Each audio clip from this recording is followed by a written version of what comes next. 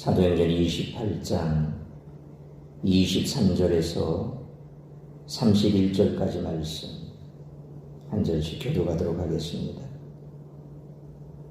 그들이 날짜를 정하고 그가 유숙하는 집에 많이 오니 바울이 아침부터 저녁까지 강론하여 하나님의 나라를 증언하고 모세의 율법과 선지자의 말을 가지고 예수에 대하여 권하더라.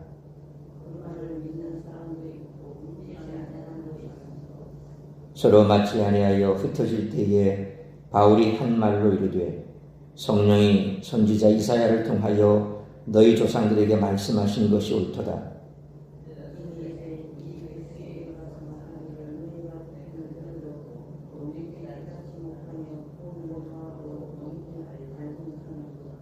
이 백성들의 마음이 우둔하여져서 그 귀로는 둔하게 듣고 그 눈은 감았으니 이는 눈으로 보고 귀로 듣고 마음으로 깨달아 돌아오면 내가 고쳐줄까 함이라 하였으니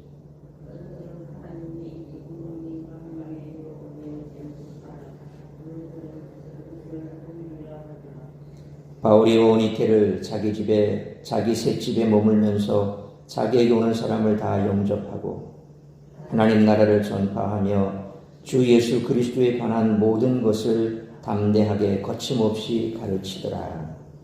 아멘. 오늘 본문은 부활복음에 생명력을 주는 두 뿌리에 관해서 말씀하고 있습니다. 첫째는 성경입니다. 바울은 성경으로 유대인들을 설득했습니다. 바울은 성경을 읽고 해석하며 가르치는 방식으로 그리스도를 전할 때 긍정적인 반응보다 부정적인 반응이 더 많다는 것을 경험적으로 알고 있었습니다.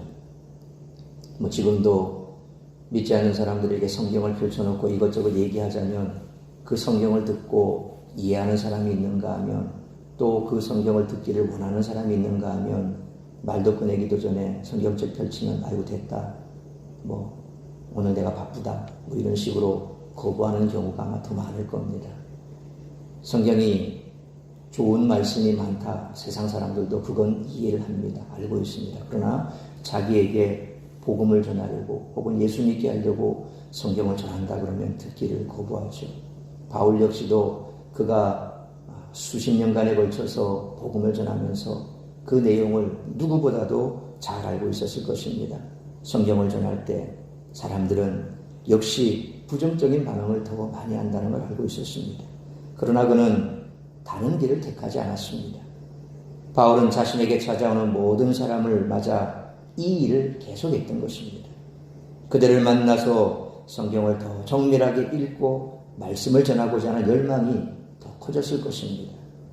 바울이 하나님의 말씀을 폈을 때 그의 입에서 나오는 복음은 누구도 묶을 수도 막을 수도 없었던 것이죠.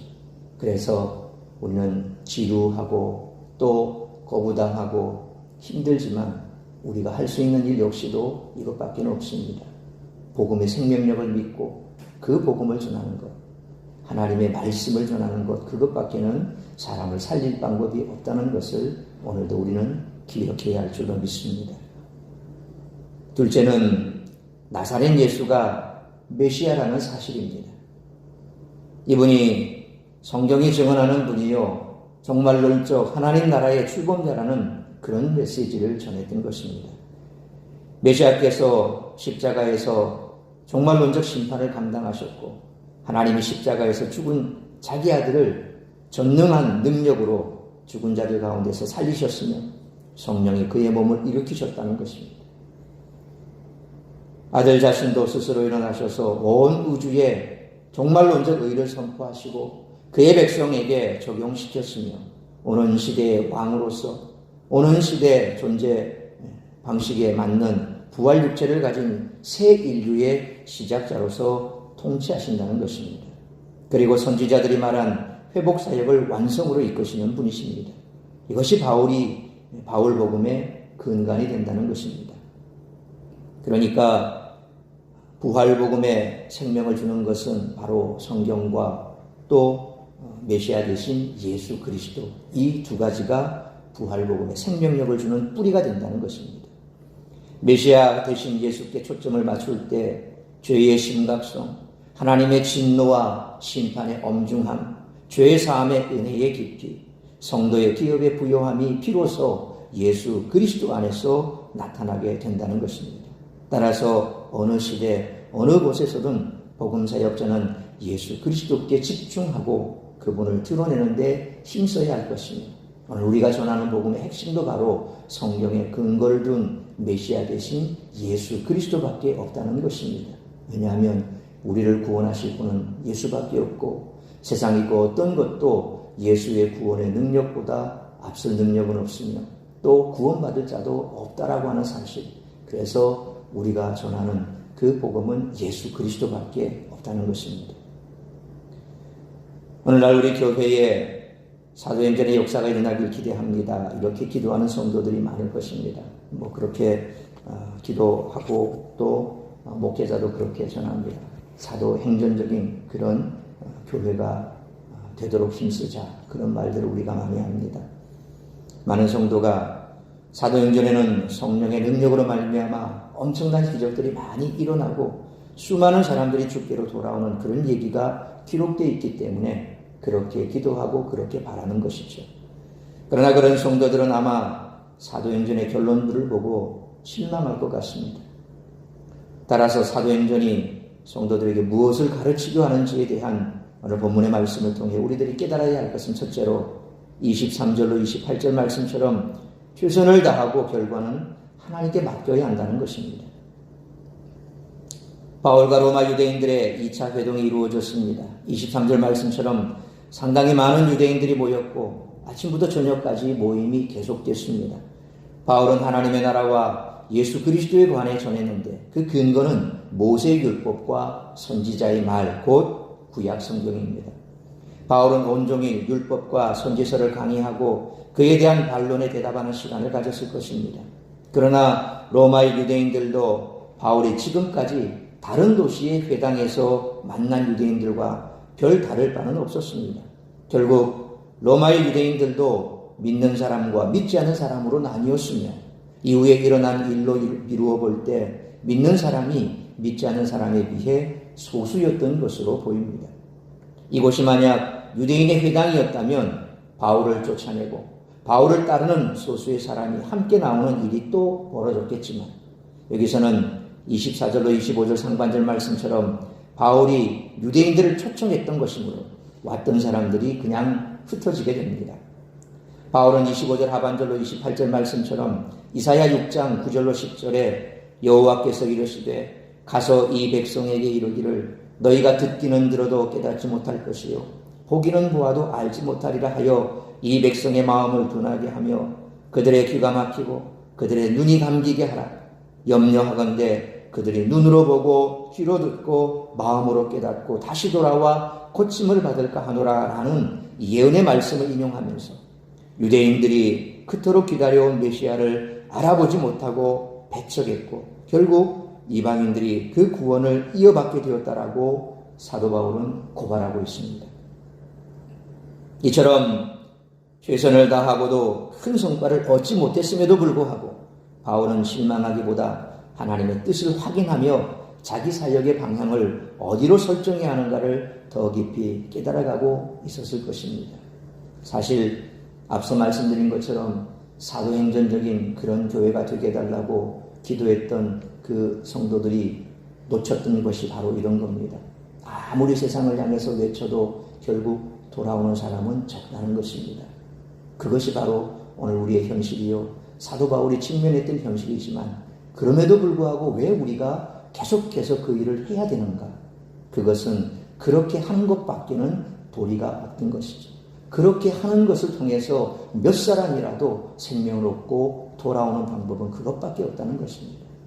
아무리 우리가 세상 사람들 안에서 높은 지위를 가지고 있고 그래서 그 지위를 가지고 사람들을 불러 모으고 또 우리가 세상 사람들보다 더 많은 학문의 지식이 있어서 그 학문적인 지식을 가지고 사람들에게 이렇다 저렇다 복음을 전한다 할지라도 그러나 그 지식이 그 권세가 사람들을 변화시키지 못한다는 겁니다.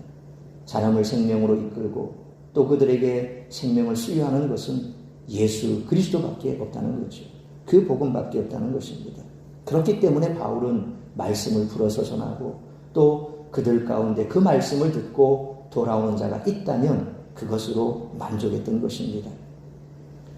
바울이 이처럼 실망하기 이전에 이제 하나님께서 내게 주신 사명이 더욱더 분명하게 이방을 향한 사명이라는 것을 깨달아가고 있었지만 그럼에도 불구하고 바울은 자신은 도구일 뿐이고 일하시는 분은 하나님이심을 또한 잊지 않고 있었던 것입니다.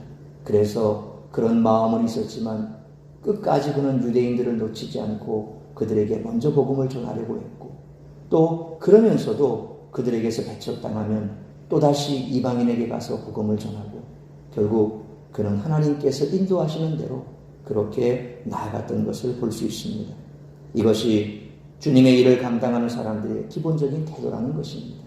내 뜻대로 내 마음대로 되는 것이 아니라 하나님의 뜻대로 되는 것이 가장 좋은 것이요. 또 그런 일에 있어서 우리가 쓰임받을 때 그것이 우리에게 있어서 소망이 되어야 하고 그것만이 우리가 할 수 있는 일이라는 것이죠. 내가 하고 싶은 일, 내가 원하는 일, 그런 일을 한다고 해서 어떤 좋은 결과가 나타나는 것이 아니고 하나님의 일을 함에 있어서 나쁜 결과가 나타난다고 해서 그래서 그것이 하지 말아야 할 일이 아니라는 것입니다. 결과와 상관없습니다. 우리가 해야 할 일은 분명하다는 것입니다. 그러므로 최선을 다하되 결과는 하나님께 맡기고 묵묵히 주신 사명 잘 감당하는 우리 모두가 되시기를 축원합니다. 두 번째로 30절로 31절 말씀처럼 상황과 결과에 상관없이 복음 전파의 사명을 잘 감당해야 한다는 것입니다. 바울은 유대인들에게서 큰 성과를 얻지 못했지만 지금까지 늘 그랬듯이 30절 말씀처럼 자기에게 오는 모든 사람들에게 복음 전하는 사역을 감당합니다. 바울은 만 2년이나 로마에 머물면서 거기서 복음을 전했는데 이는 그가 고린도에 머물며 사역했던 1년 6개월보다 더 긴 시간입니다. 물론 메인 신분으로서 복음을 전하는 사역이 쉽지는 않았을 것입니다. 그러나 바울이 빌립보 성도들에게 쓴 편지를 살펴보면 빌립보서 1장 12절로 14절에 형제들아 내가 당한 일이 도리어 복음 전파의 진전이 된 줄을 너희가 알기를 원하노라. 이러므로 나의 매임이 그리스도 안에서 모든 시비대함과 그 밖의 모든 사람에게 나타났으니 형제 중 다수가 나의 매임으로 말미암아 주 안에서 신뢰함으로 겁없이 하나님의 말씀을 더욱 담대히 전하게 되었느니라 라는 말씀처럼 매인 것이 도리어 도움이 되었음을 알 수 있다는 것입니다. 소위 로마의 죄수 신분으로 왔지만 자신이 그렇게 간절히 바랬던 그곳에 복음을 전하고자 했던 그 일들을 이루었고 결국 로마의 복음이 급속도로 전해지면서 로마가 닦아놓았던 그 길들을 통해서 복음은 더 빨리 세상을 향해서 나아갔던 것을 볼 수가 있습니다. 동족을 향한 사역의 결과는 좋지 못했지만 그것이 바울의 복음 전파에 대한 열정을 꺾지는 못했습니다. 바울이 열악한 사역의 환경과 난관에도 굴하지 않고 신실하게 복음을 전할 수 있었던 것은 그가 사명에 사로잡힌 그런 사람이었기 때문입니다. 게다가 로마에서 바울이 기록한 에베소서, 빌립보서, 골로새서, 빌레몬서, 소위 옥중서신이라고 하죠. 그가 감옥에서 썼던 그 서신은 이후 2000년 이상을 이어갈 교회의 보배가 되지 않았습니까? 그 시간 동안 하나님은 그가 지금까지 복음을 전하면서 겪었던 그 모든 일들을 향해서 하나하나 다시금 정리하게 하셨고 또 그 정리하는 과정에서 그가 거쳐갔던 많은 교회들, 그 교회들의 사정을 돌아보면서 하나하나 복음의 진수가 무엇인지 그들에게 전했고 또 그들이 당하는 그 고난 역시 자신도 감옥 속에 있으면서도 그럼에도 불구하고 지금까지 하나님의 일을 잘 감당할 수 있도록 도와주셨던 그 하나님을 생각하며 기뻐하고 감사하면서 고난받는 성도들에게 기뻐하라고 감사하라고 그렇게 고백했을 때 바울의 매임이 오히려 그들에게 위로가 되었을 것이고 그러는 가운데서도 그가 열심으로 복음을 전하는 그 모습을 통해서 사람들은 더 담대하게 복음을 전할 수 있었다라고 하는 것입니다. 그러므로 우리의 상황이 어떠하며 그 결과가 어떠하든지 하나님 나라를 세상에 전파하라는 귀한 사명을 우리에게 주신 주님의 요 명령에 충성하는 우리 모두가 되시기를 축원합니다. 사랑하는 성도 여러분, 바울은 갈라디아 성도들에게 갈라디아 6장 9절에서 우리가 선을 행하되 낙심하지 말지니 포기하지 아니하면 때가 이름에 거두리라 라고 권면했습니다. 바울이라고 해서 결과가 나쁠 때 전혀 낙심하지 않았을 리는 없습니다. 하지만 그는 때가 이르면 거둘 것을 믿고 사명을 포기하지 않았습니다. 주님은 이미 승리하셨습니다. 그러므로 일이 일비하지 말고 영원한 하나님의 나라를 바라보며 묵묵히 주님의 일을 충성스럽게 잘 감당하는 우리 모두가 되시기를 주님의 이름으로 축원합니다. 기도하시겠습니다. 걸어가신 아버지 하나님, 은혜와 사랑을 감사합니다. 이제 오늘로 사도행전의 그 긴 여정을 마쳤습니다. 바울의 열정, 베드로의 그 동족을 향한 마음, 그리고 수많은 복음의 전도자들이 겪었던 그 많은 박해와 그리고 그 복음을 듣고 믿고 목숨까지 내어놓으며 땅끝까지 이르러 증인이 되었던 수많은 이름 없는 빛도 없는 그런 복음 전도자의 삶을 우리가 돌아보면서 다시 한번 이 시간 우리가 가져야 할 마음은 결국 우리가 바라는 대로 사도행전적인 교회는 끊임없이 하나님 앞에 주신 사명 충성스럽게 감당할 때 모든 것을 하나님 앞에 내어 맡기며 달려가는 일밖에 없으며 복음은 오직 예수 그리스도, 이 땅 가운데 구원의 생명을 주는 부활 복음은 오직 예수 그리스도가 메시아 되심을 끊임없이 전하는 것임을 다시 한번 깨닫게 됩니다.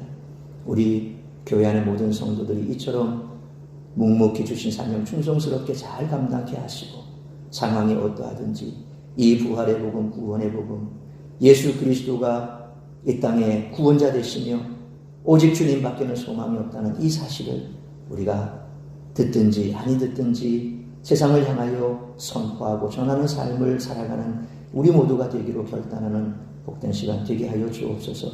그리함으로 오늘 내 마지막 생애가 끝나는 순간까지 나를 통하여 누군가가 주께로 돌아온다면 그것만큼 기쁜 일이 없을 것입니다.